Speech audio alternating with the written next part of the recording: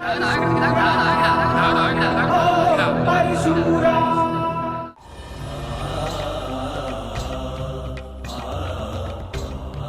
प्रभु। प्रणाम माते।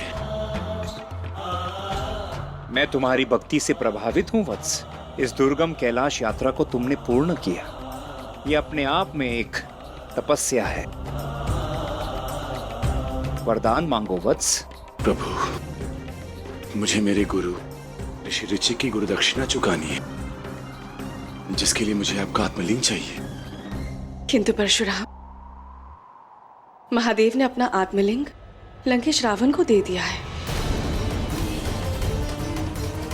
तुम महादेव से कुछ और भी वरदान मांग सकते हो। नहीं माता, मुझे और कुछ नहीं चाहिए। मुझे केवल प्रभु का आत्मलिंग चाहिए।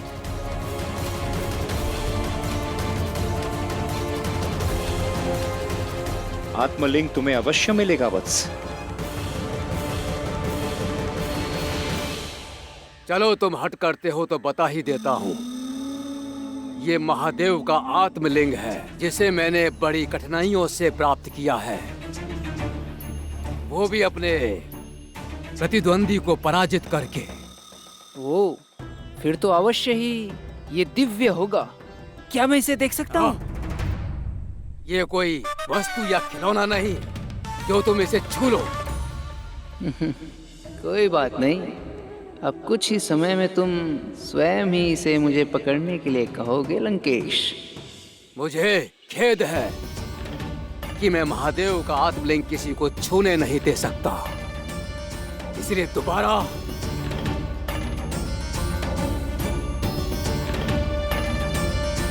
बहुत समय से अपनी लघु शंका को दबा कर रखा था मैंने, किंतु अब सहन से बाहर है। क्या करूं? महादेव के आत्मलिंग को कहीं भूमि पर भी नहीं रख सकता।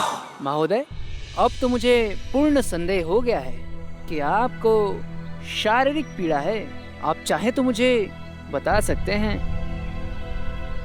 क्या इसे आत्मलिंग सौंपना उचित रहेगा? नहीं नहीं, मैं इसे आत्मलिंग नहीं सौंप सकता। क्या हुआ महोदय? इस एकांत स्थान पर आपके और मेरे अतिरिक्त कोई नहीं है। हमें एक दूसरे का साथ देना चाहिए। हो सकता है मैं आपकी पीड़ा दूर कर दूं। कुछ देर के लिए मैं इसे आत्मलिंग तो सौंप ही सकता हूँ, और वैसे भी मेरे समक्ष इस समय और कोई दूसरा मार्ग भी नहीं।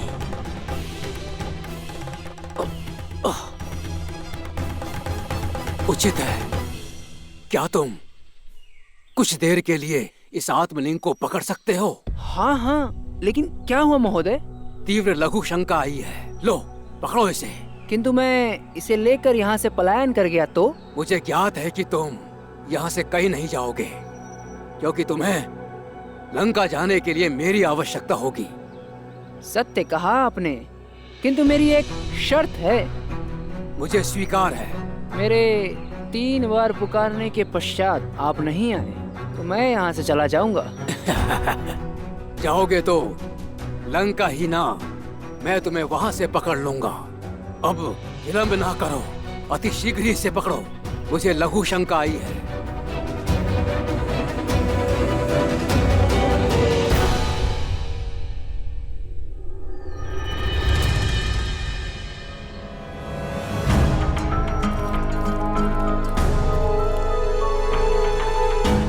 अब मुझे अपना खेल आरंभ कर देना चाहिए।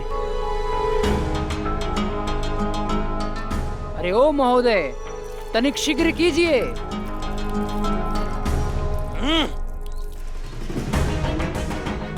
अब दूसरी बार पुकारने का समय हो चुका है। अरे ओ महोदय, देखिए मैं दूसरी बार पुकार रहा हूँ, तनिक शीघ्रता कीजिए।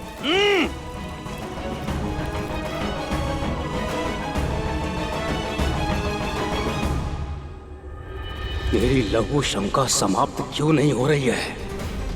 ये क्या रहस्य है? अरे ओ महोदय, देखिए ये अंतिम पुकार होगी मेरी। आ जाइए शीघ्र।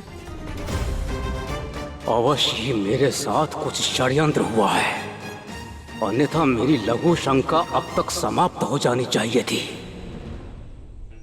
ओ महोदय जी, मैं जा रहा हूँ, लंका नहीं अपितु बैकुंठ। और ये रखा मैंने आपका आत्मलिंग।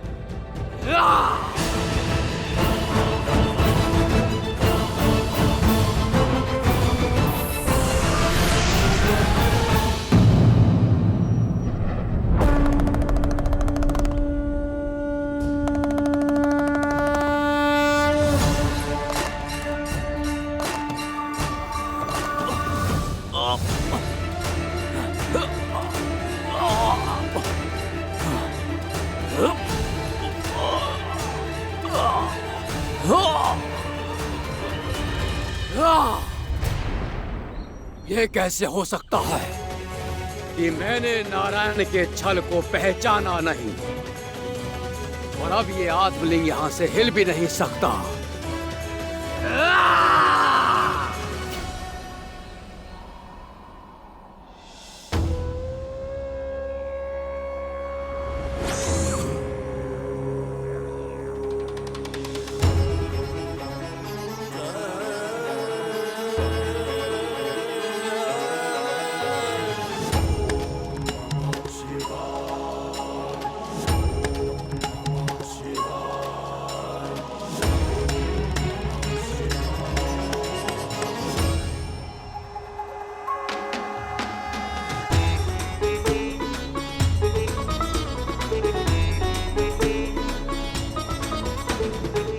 धन्यवाद प्रभु, बहुत बहुत धन्यवाद।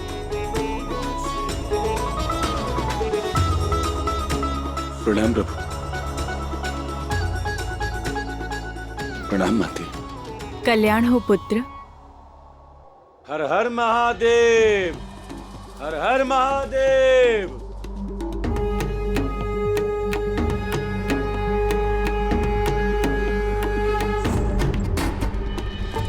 महादेव की लीला भी अपरंपार है। अंततः आपने स्वयं अपने हृदय से आत्मलिंग प्रकट कर अपने परम भक्त परशुराम को दे दिया। आप भी धन्य हैं प्रभु, धन्य हैं आप।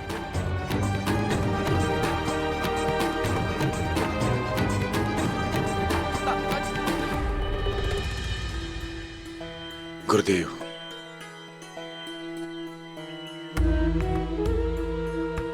जय शिव शंकर, जय भोलेनाथ। पुत्र परशुराम, तुमने महादेव के आत्मलिंग को प्राप्त करने से अधिक जयरथ के जीवन को महत्व दिया। इससे एक बात तो स्पष्ट होती है, तुम योग्य शिष्य ही नहीं, तुम श्रेष्ठ मानव भी हो। धन्यवाद गुरुदेव। धन्यवाद परशुराम। अगर आप नहीं होते तो मेरे प्राण नहीं होते और आज मैं इस आत्मलिंग के दर्शन नहीं कर पाता। अब हम महादेव के आत्मलिंग को यहाँ स्थापित करेंगे। इसके पश्चात ऋषि कश्यप के द्वारा महादेव का दुग्धाभिषेक होगा।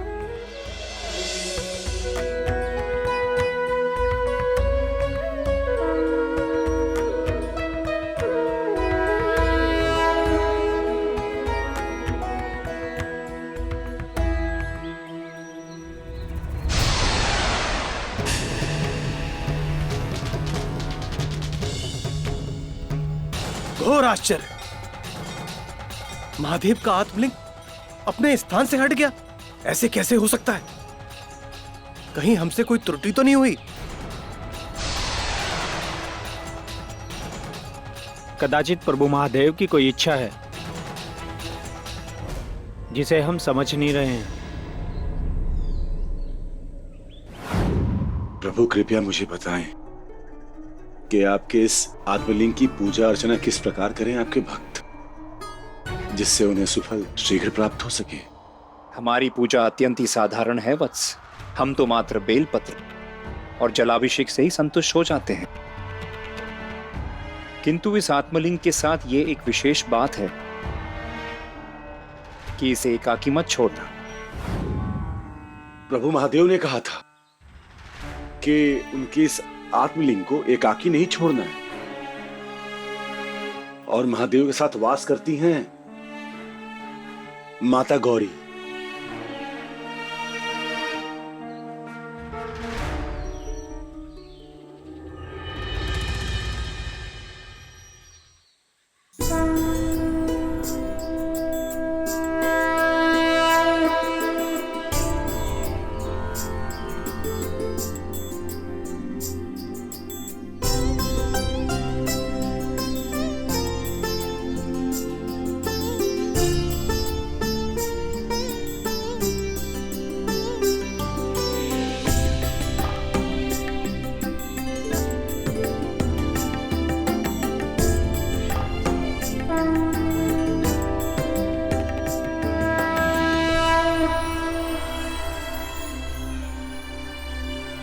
प्रभु, माता स्थापित हो गई, अब आप भी अपने स्थान पर विराजिए।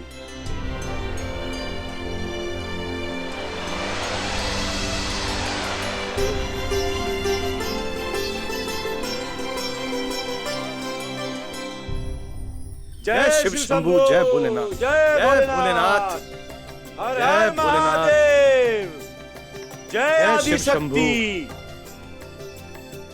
अद्भुत अद्भुत भक्ति है परशुराम तुम्हारी महादेव के प्रति।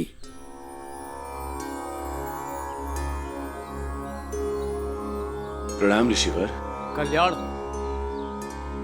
माता गौरी और महादेव स्थापित हो चुके हैं, अब हम पूजा कर सकते हैं। जी गुरुदेव, विराजिए।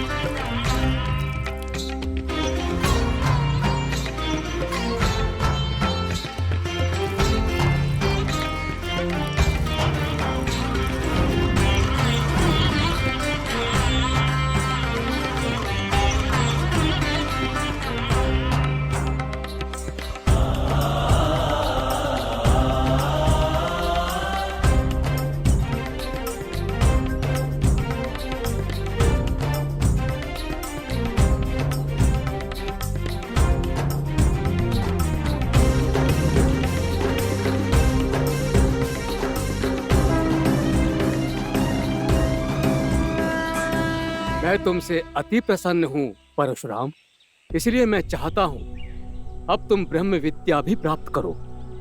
ब्रह्म विद्या? वो ब्रह्म विद्या जो सिर्फ संसार में महादेव के पास है। कालों के काल महाकाल की विद्या उसे कोई प्राप्त नहीं कर पाया। फिर तो ब्रह्म विद्या प्राप्त करना बहुत कठिन होगा ऋषिवर। किंतु महादेव का परशुराम जैसा परम भक्त यदि वो चाहे तो प्राप्त कर सकता है, और मेरी यही इच्छा है परशुराम से। यदि यही आपकी इच्छा है ऋषिवर, तो आपकी इच्छा सर्वोपरि। मैं अवश्य महादेव से ब्रह्म विद्या प्राप्त करूंगा। कल्याण हो।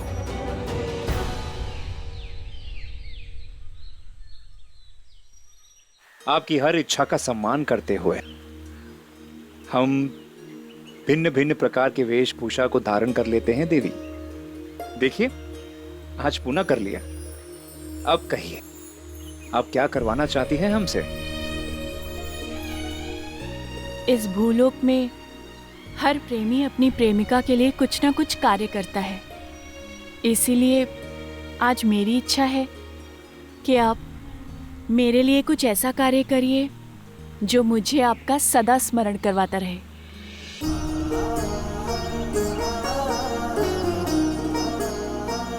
उचित है देवी, आपकी ये इच्छा भी अवश्य पूर्ण करूंगा मैं। अब अपने नेत्र बंद कीजिए। क्यों स्वामी? बंद कीजिए। लीजिए, अपने नेत्र बंद कर लिए। स्वामी, आपकी आज्ञा हो तो नेत्र खोल लो।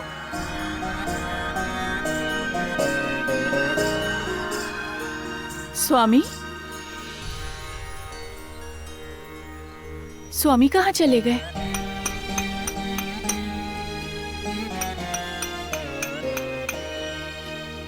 ये स्वर कैसा?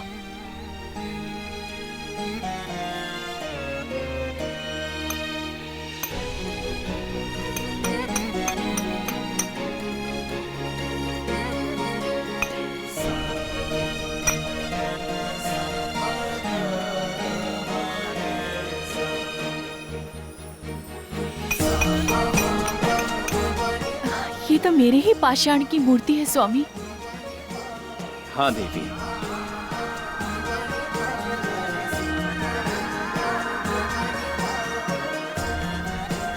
आपने इतने परिश्रम से मेरी मूर्ति बनाई है। कहिए कैसी लगी आपको? अद्भुत, अति सुंदर। मैंने ये कभी कल्पना भी नहीं की थी कि आप शिल्पकारी भी कर सकते हैं। परंतु स्वामी, ये मूर्ति तो अधूरी है।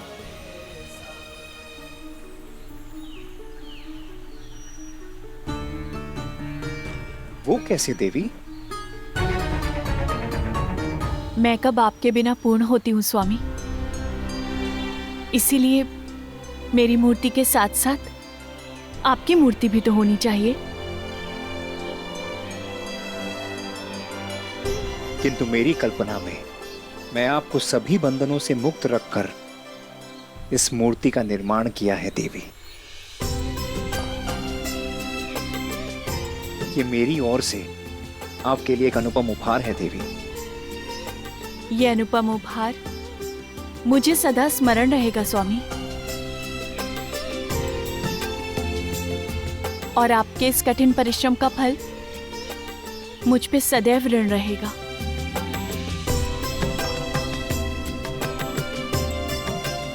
स्वामी, अब कैलाश चले?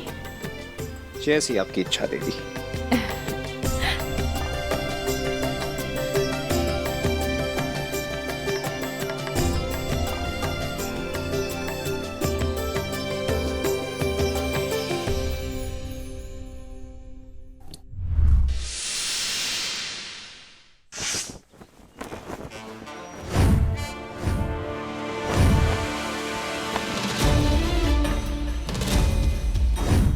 तुम दोनों में से कोई जीतेगा नहीं, क्योंकि तुम बुद्धि का प्रयोग नहीं कर रहे हो। सुकेश को देखो कैसे बुद्धि से लड़ रहा है। मणिरथ, तुम तो इस प्रतियोगिता में भी नहीं हो। क्या हुआ? तुमने अपनी बुद्धि का उपयोग नहीं किया और इस प्रतियोगिता में भाग ही नहीं लिया।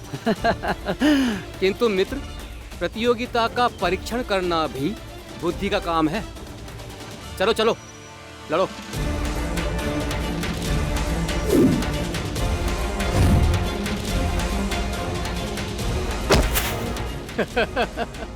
मैं विजयी रहा।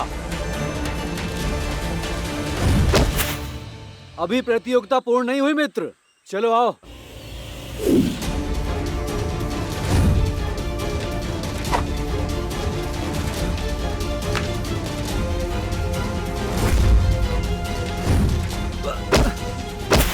मैं विजयी रहा, मैं विजयी रहा। हाँ? तो ये दाव सही नहीं है। ये वैसा ही है जैसे अंधेरे में वाण चलाने जैसा। मैं तुम लोगों को दिखाता हूं कि मल्ल युद्ध के दाव और पेच क्या होते हैं।